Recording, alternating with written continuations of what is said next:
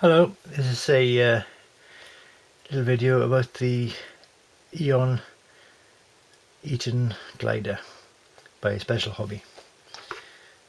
It's the 4 different liveries you get: RAF, Air Training Corps, Belgian Air Force, Swedish Air Force, and I'm not sure about that one, whether it's Italian or just general sport. It says sports glider, doesn't say anything but in the Air Forces. Anyway, it's SH72442 if you want to know the actual kit model number, because there's different versions of this done by Special Hobby, including the one with the enclosed cockpit. But as you can see, the little man is sitting there in the fresh air enjoying the ride as he's catapulted to glider height in his little experience gliding with the RAF. Now there's one or two of these, well, a couple of these I expect around the world still being flown. I've seen one of these at the Shuttleworth collection in Bedfordshire in England, and it flies very nicely. It looks nerve-wracking, but you got a safety belt on, and just because there's no sides to the airplane, it doesn't make it any less safe than if there was sides to the airplane. Very basic, as you can see: wings, tail, bit in between to hold them together. Anyway, that's the little artwork on the front. On the back, I'll just zoom out a bit. Well, you can see over there now, that's enough. You've got the 2 options for the RAF/ATC, Air Training Corps, Belgian Air Force, Swedish Air Force, and the other one. I'll probably get the another copy of this kit for the Swedish Air Force, because I collect those as well. For the box, I want to keep this fairly brief. Inside, you've got the sprue, but I'll look at that in a moment. There's an advert on the back for Special Hobby.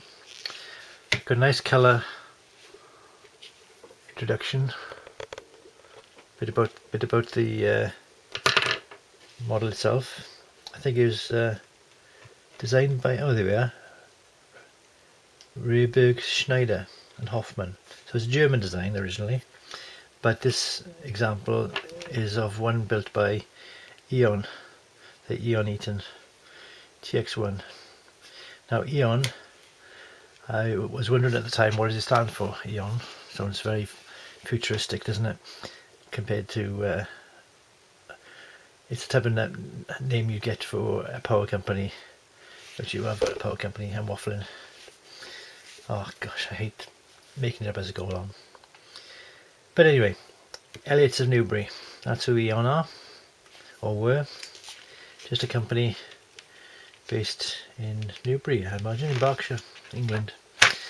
Inside, you got the, you don't use this part, but they provided the enclosed cockpit, but you don't use that for this kit anyway. A particular example, just 3 main areas with a few extras: fuselage and tail area, all in one big wing, tail, struts for the tail, and rudder bars. Then just one sheet where it clearly shows you stick it together. Did I show you that clearly last time? There we are, that's the main.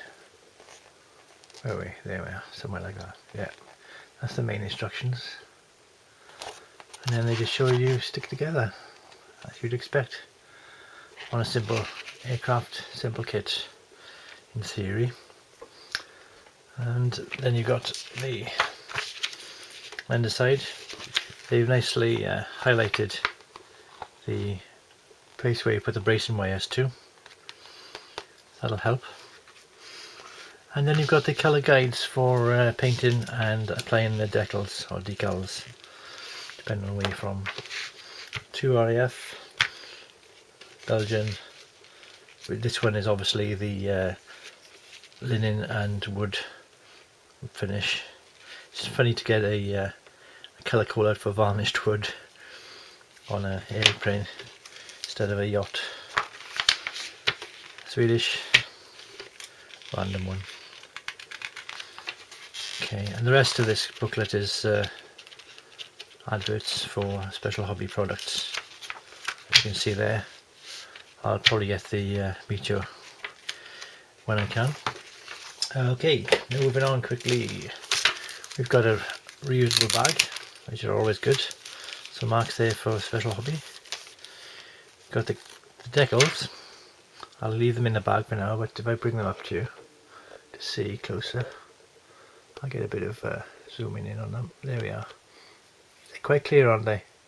I'm very pleased with those. You can't ask really for better clarity in the decal, and they're not too prominent either. They're quite nicely printed. So full marks for those.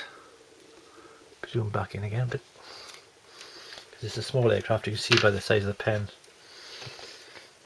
It is a pen is about the size of the wing. So there's the main wing itself. There's the sprue. There's one sprue. Won't be using any of this because it's the enclosed cockpit part. Yeah, you probably have to use this as well because that will probably go underneath that as well. I'm not sure. We'll look at that again. A few bits of plastic to pull off there. Can't see if you can see that very well. Bring it closer to the camera.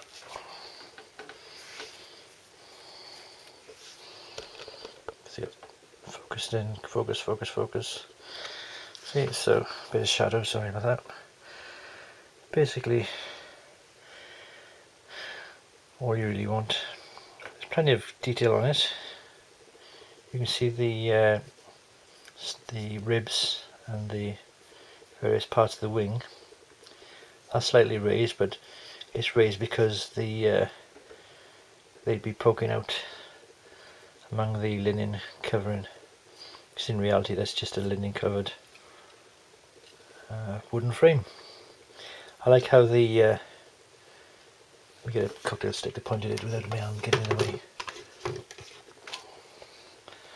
I like how the ailerons are nicely delineated and separate almost from the wing itself. There's a little handle there, look, for when you're ground handling it. What else is on there? Like I say, not a lot else on the kit. You don't get a little man for this, but there's plenty of generic men to add to it if you've got that thing to do. If I get it back in focus, it's more or less focused. There we are. So that's it. Nothing much else to show apart from that, so I'm quite pleased actually. Yeah, that'll do. If you like one, buy one. Little man go flying away, look, whee, flying away, and soaring up the sky. I'm not mad. Alright, that'll do. Bye bye now.